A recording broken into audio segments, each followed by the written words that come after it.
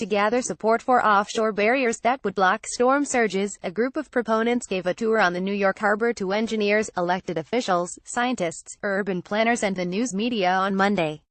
James Estrand, New York Times, with some memories of the destruction caused by Hurricane Sandy 5 years ago beginning to fade, proponents of a set of offshore barriers to protect the New York metropolitan area from storm surge are resounding their alarm. On a boat tour of New York Harbor on Tuesday, the group of advocates pointed out how little has been done to prevent the sort of flooding that Sandy inflicted on the region in October 2012. Cruising past the Statue of Liberty, Ellis Island and Brooklyn Bridge Park, they argued that those popular sites and the residential and business districts that surround them could all be swamped again unless barriers are built to hold back the water. All of these parks are in jeopardy, said Bill Goldman, president of the National Institute for Coastal and Harbor Infrastructure. Unless we have a storm surge barrier, these parks are not going to be protected. Mr. Golden served as the host for the 2-hour tour on the motor yacht Manhattan II, which was aimed at gathering support for a proposal to build a set of barriers, including one below the Verrazano Narrows to block the Atlantic Ocean from pushing up into the harbor.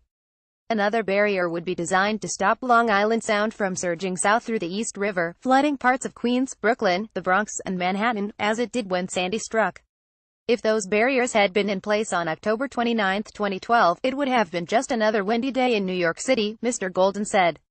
Malcolm J. Bowman, chairman and founder of the New York-New Jersey Metropolitan Storm Surge Working Group and a professor of physical oceanography at Stony Brook University, called for barriers to protect New York City after Hurricane Katrina overwhelmed New Orleans in 2005.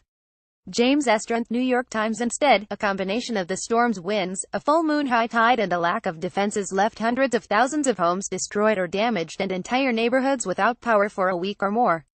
Since then, many government agencies have undertaken projects to make the region more resilient to storms like Sandy. Some plans have been drawn up for floodgates and other barriers. But none of the big ones have been constructed yet, said Malcolm J. Bowman, chairman and founder of the New York-New Jersey Metropolitan Storm Surge Working Group. Mr. Bowman, a professor of physical oceanography at Stony Brook University, was introduced on Tuesday as the Cassandra of storm surge because he called for barriers to protect New York City after Hurricane Katrina overwhelmed New Orleans in 2005.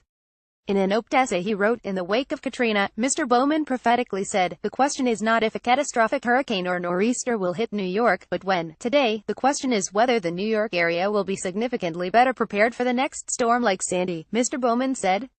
Asked how much has changed on this front in 5 years, Mr. Bowman said, "Not much." He said that he did not want to minimize the important and expensive steps that have been taken to harden infrastructure, including sub-wide tunnel entrances, and to move critical equipment from basements to higher floors. But he feared that a patchwork of small responses would serve as a weak substitute for the bigger solutions that he believes are necessary. The working group is focused on persuading the United States Army Corps of Engineers that in-water barriers are the best answer.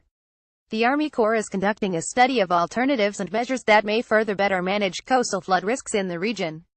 The group of advocates for offshore barriers pointed to how popular sites, like the Statue of Liberty, could all be swamped from storm surges unless barriers are built to hold back the water. James Estrand, New York Times. The Army Corps uses a cost-benefit analysis to assess proposals, Mr. Bowman said. So the working group is trying to find ways of expanding the benefit side of the equation. The cost, he said, will be daunting. He estimated that the cost of building a barrier in the ocean near Sandy Hook in New Jersey would be at least $25 billion. From an engineering point of view, it's a nightmare, Mr. Bowman said of the concept of designing and building barriers like the ones that protect London and St. Petersburg, Russia.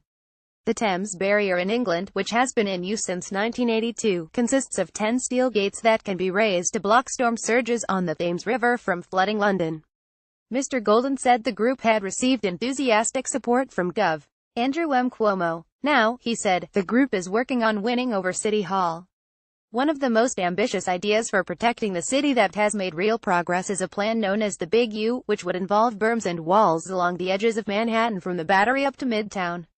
That plan won an award of $335 million in a design contest sponsored by the Federal Department of Housing and Urban Development, but construction is not expected to begin until 2020. The slow progress on comprehensive solutions has frustrated some community leaders. Here we are 5 years after Sandy and there's no plan in place for Lower Manhattan, said Catherine McVeigh Hughes, former chairwoman of Community Board 1. There's still so much more to do.